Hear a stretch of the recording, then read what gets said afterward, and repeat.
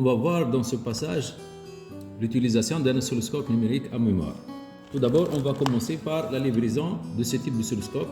Il est livré avec 3 probes de ce type, un tournevis de réglage et un câble USB pour connexion avec l'ordinateur. Et bien évidemment, votre oscilloscope. Donc, avant de commencer, si vous voulez l'utilisation de ce type d'oscilloscope, il vaut mieux faire le réglage des probes sur CH1 et CH2. Donc, là, c'est votre probe sur le multiplicateur x 10, là, donc, multiplicateur x 10. Puis, on va choisir CH1 x 10, donc il faut commencer par le réglage là x 10. Puis, on va envoyer un signal carré sur notre oscilloscope. Voilà. Puis, si votre signal n'est pas carré, donc il faut procéder au réglage suivant.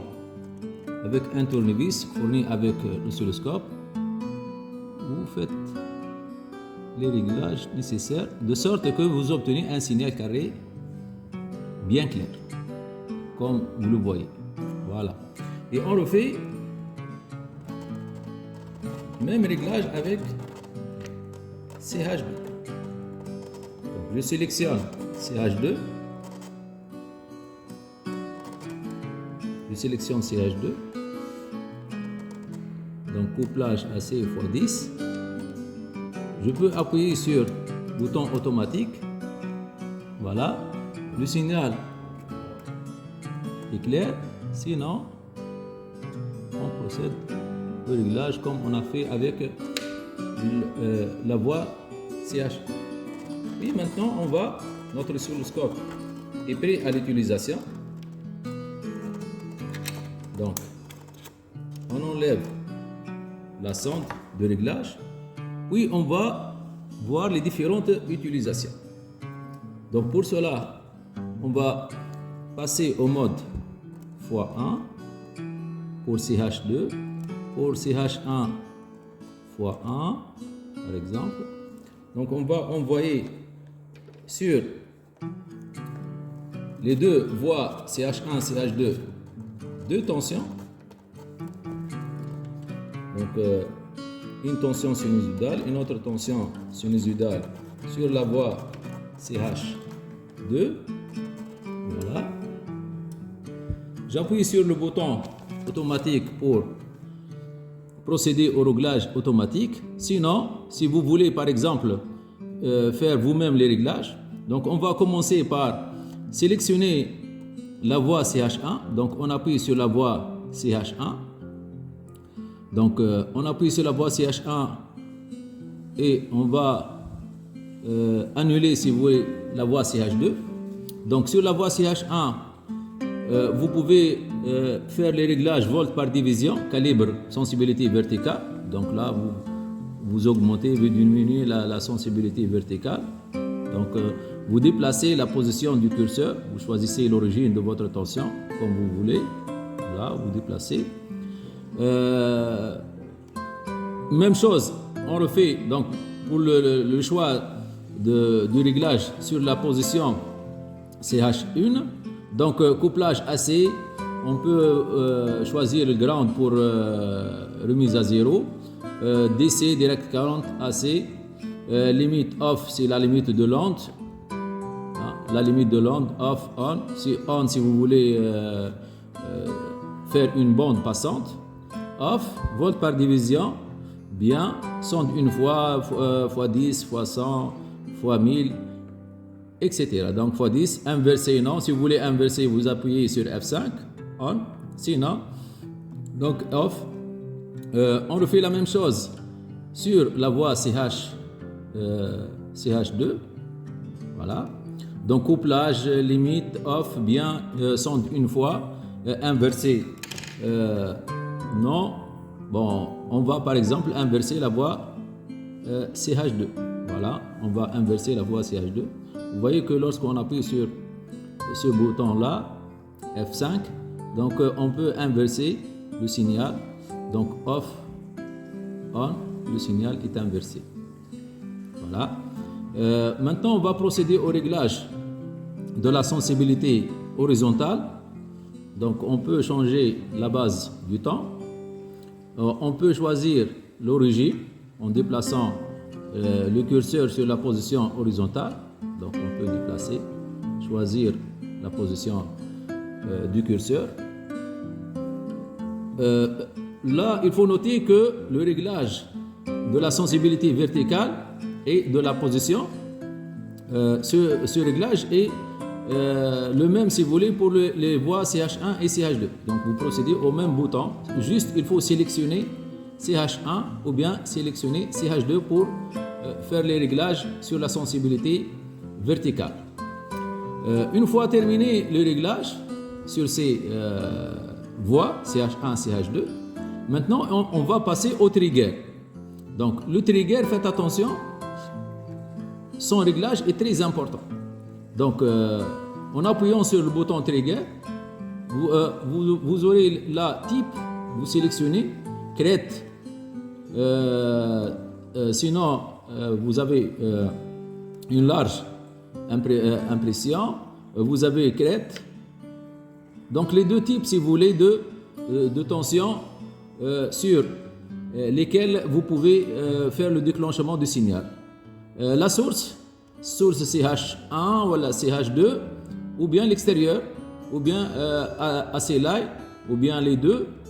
Donc choix de la source de déclenchement, c'est-à-dire la tension choisie pour déclencher l'enregistrement. La pente hausse ou bien chute, donc si la tension va diminuer ou bien la tension va augmenter ou bien chute hausse, donc vous choisissez, si vous voulez, le type de déclenchement. Donc là on choisit par exemple CH1 et on va commencer le déclenchement lorsque la tension augmente. Mode automatique ou bien mode normal. Si vous choisissez le mode automatique, donc la tension choisie pour déclencher l'enregistrement sera prise automatiquement. Si vous voulez choisir une tension bien déterminée, vous sélectionnez le mode normal en appuyant sur le bouton F4 et avec le bouton Level, vous choisissez là, le curseur se déplace verticalement pour choisir une tension de déclenchement. Voilà. Et le couplage, si vous avez un couplage DC ou bien un couplage AC. Ça, c'est pour le menu Trigger. Vous pouvez appuyer sur le bouton Force pour forcer, si vous voulez, la tension choisie pour déclencher l'enregistrement. Vous avez le bouton Help. Donc, chaque bouton que vous sélectionnez, vous appuyez sur Help. Vous obtenez là toutes les informations, si vous voulez, possibles sur ce type de bouton. Donc, une fois choisi le trigger, on va passer maintenant au choix. On appuie sur le bouton automatique. Le bouton automatique annule les réglages faits manuellement et il adopte de nouveaux réglages. Le bouton Run Stop, si le bouton Run Stop s'allume en vert, c'est-à-dire on déclenche l'enregistrement, votre oscilloscope est connecté avec le circuit. Si vous appuyez de nouveau sur le bouton Run Stop allumé en rouge, c'est-à-dire on isole notre oscilloscope, on arrête l'enregistrement, c'est-à-dire on isole notre oscilloscope du circuit extérieur. Voilà, si vous voulez, le rôle de Run Stop, donc allumé ou éteinte. Maintenant, on va passer à ce bouton horizontal menu pour voir l'utilité. Donc, vous avez les fonctions F1 principale, fenêtre, on appuie sur F3 pour voir fenêtre. Donc, si on appuie sur F3, on peut zoomer sur la tension, par exemple, sur la voie CH1, puisqu'on a sélectionné la tension sur la voie CH1, on peut agir sur le bouton position horizontale pour sélectionner, si vous voulez, déplacer la zone où vous voulez zoomer.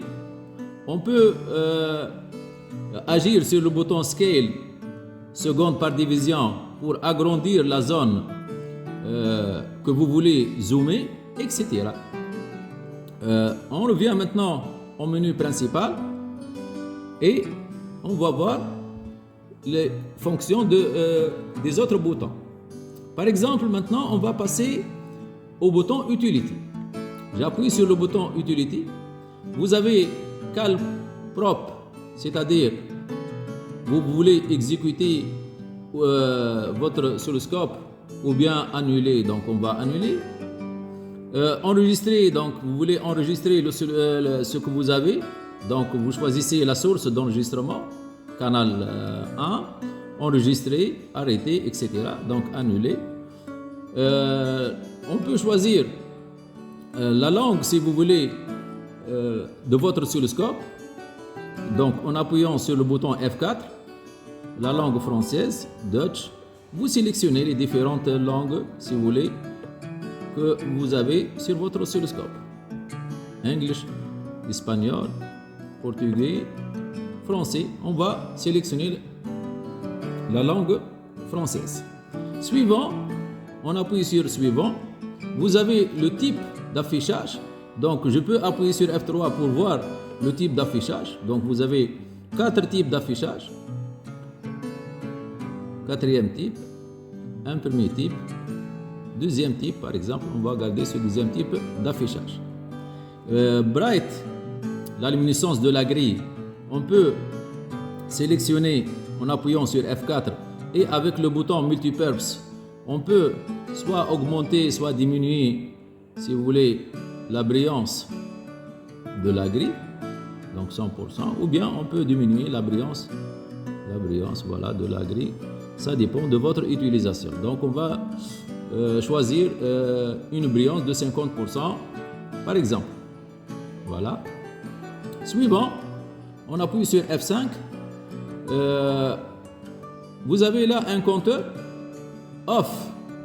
On appuie sur F4. Donc on peut lire la valeur de la fréquence de votre signal sur CH1, ou bien vous sélectionnez CH2. Vous aurez la fréquence sur CH2. Voilà.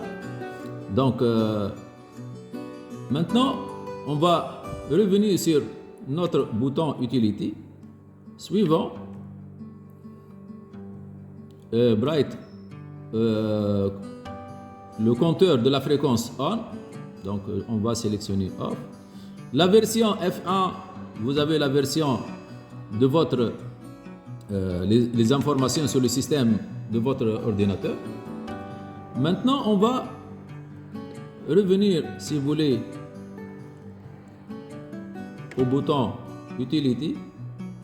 Suivant, on va sortir, si vous voulez. Voilà, version. Voilà. On passe maintenant au bouton Display. Le bouton Display, vous avez type vecteur. En appuyant sur F1, vous avez type point, c'est-à-dire vous visualisez le signal point par point. Type point, type vecteur, donc on va visualiser le signal tout entier. Le format Y en fonction du temps, ou bien le format XY, figure de Lissajous par exemple. Persister off, vous pouvez choisir la durée de persistance du signal, 2 secondes, etc. Infini, off. Wave bright, c'est-à-dire la brillance du signal. On peut sélectionner F4 avec le bouton multipurpose. On peut augmenter ou bien diminuer la brillance du signal. Voilà. Avec ce bouton-là, donc là, on va choisir une brillance de 100%. On passe maintenant pour sélectionner le bouton acquiert. Le bouton acquiert, on l'utilise souvent lorsque vous avez un bruit sur le signal. Donc un bruit sur le signal, on choisit le mode moyenne, voilà. Le nombre d'échantillonnage 64, on peut changer en appuyant sur F2, on peut changer le nombre d'échantillonnage. Donc là, on va adopter 64. Temps réel, et là, vous appuyez off, on, donc les changements. Donc ce type, si vous voulez, de bouton est utilisé pour éliminer le bruit sur un signal. Maintenant, on va passer pour voir le bouton mesure. Donc on appuie sur le bouton mesure. Donc vous aurez toute une liste de mesures automatiques sur la voie CH1, période. Vous avez l'amplitude CH2, le chute, etc. Donc on peut changer par exemple canal 2, voir la tension, l'amplitude de la tension, tension sur CH2, amplitude. Vous avez la période, toutes les informations. Ou bien on peut afficher tout sur canal 2. Sur canal 1, vous aurez toutes les informations sur canal 1, etc. Donc ça dépend de votre choix. Pour sortir, on appuie de nouveau sur F5. On passe maintenant au bouton Storage. Donc pour enregistrer deux expériences par exemple, on sélectionne le type, donc onde ou bien réglage, c'est-à-dire on peut même enregistrer les réglages adoptés sur chaque voie si vous voulez les garder pour d'autres expériences. Sinon, vous enregistrez les expériences faites, si vous voulez, sur la voie CH1, sur la voie CH2 par exemple. On sélectionne la source, c'est-à-dire la tension que vous voulez enregistrer, que ce soit sur canal 1 ou bien sur canal 2. Voilà. La position où vous voulez enregistrer. Donc on appuie sur le F3 et avec le bouton multiperce, on choisit la position où vous voulez enregistrer, la position 1, la position 2, 3, etc. Et save, donc c'est-à-dire on va sauvegarder le signal. Si par exemple je vais sauvegarder cette expérience-là, donc j'appuie sur F4 pour sauvegarder. Donc je vais sauvegarder CH, la tension sur CH1. Je change par exemple la tension sur CH1. Donc je vais garder uniquement la tension sur CH1. Je change par exemple la position. Voilà. Donc storage. Donc CH1, save. Je change par exemple l'amplitude. Une autre expérience par exemple. Voilà. Je peux changer la fréquence.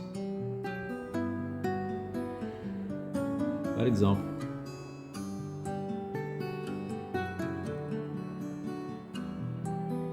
Voilà, je change la fréquence. Et je vais enregistrer cette deuxième expérience. Donc j'appuie sur F3 pour sélectionner la position. Donc je vais enregistrer sur la position 2. Save, F4. Voilà. Maintenant, j'ai deux expériences. Je passe à l'expérience suivante. Je change de nouveau l'amplitude. Par exemple, j'augmente l'amplitude. Je choisis une autre valeur de la fréquence, par exemple. Je diminue la fréquence. Voilà.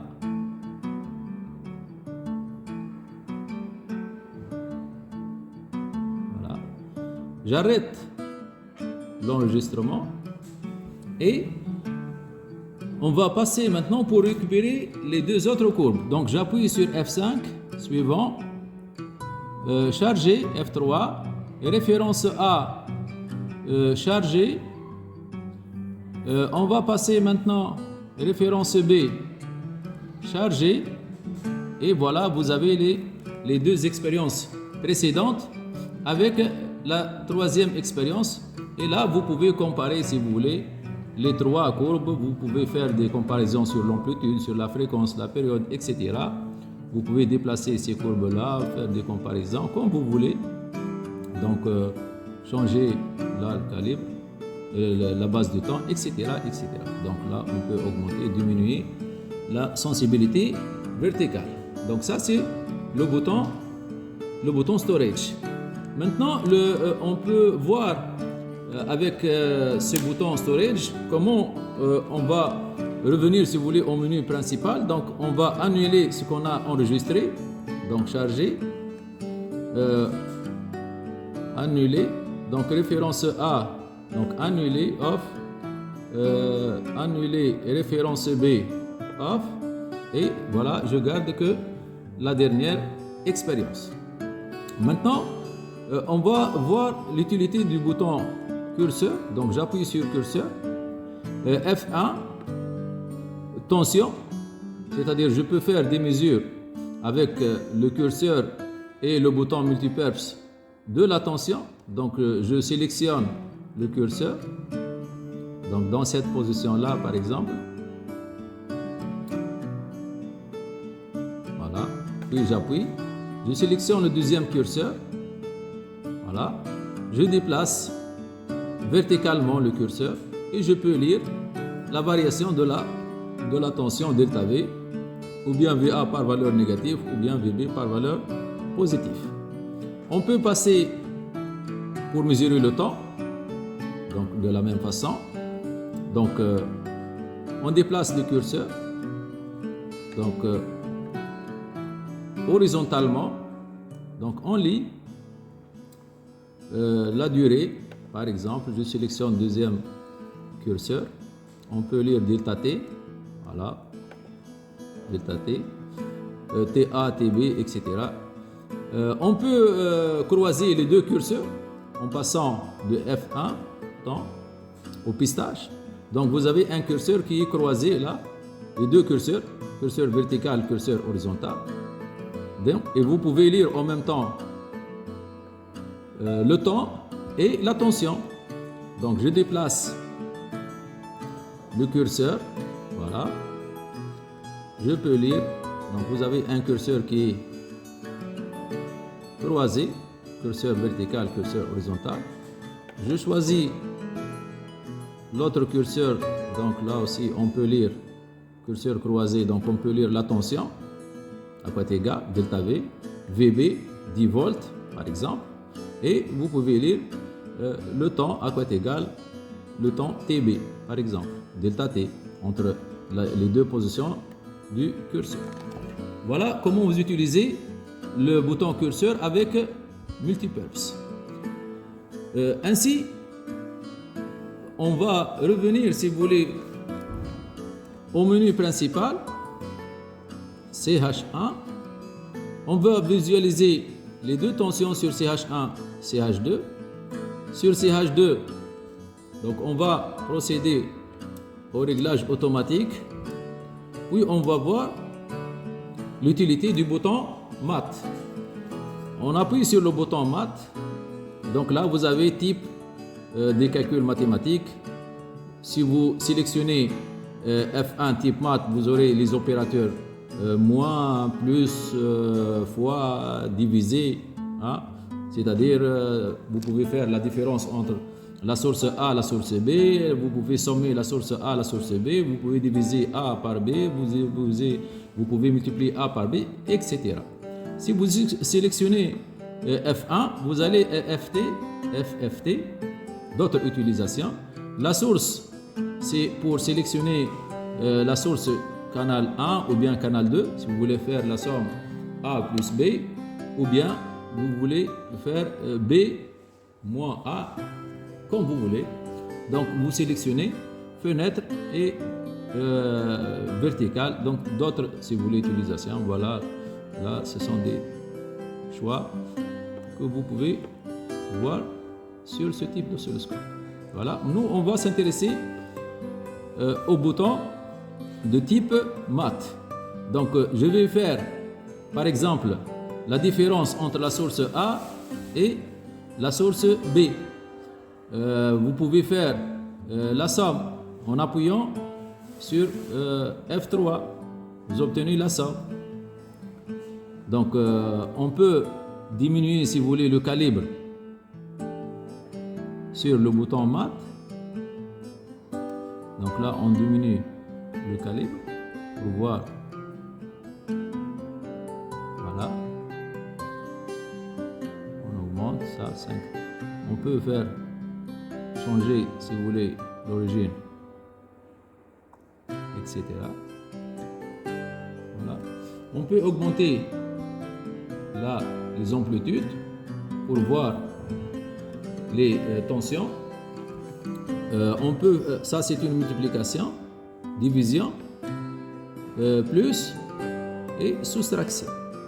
Donc on peut faire des soustractions sur ce type de bouton mat. On l'utilise souvent dans le cas par exemple d'un dipôle RC ou bien d'un dipôle RL. Si vous voulez visualiser UR, UR est égal à E moins UC. Vous visualisez UG sur la voie CH1, UR sur la voie CH2 et vous faites la différence par exemple, etc. Voilà, merci pour votre attention. Don't worry, be happy. Thank you very much.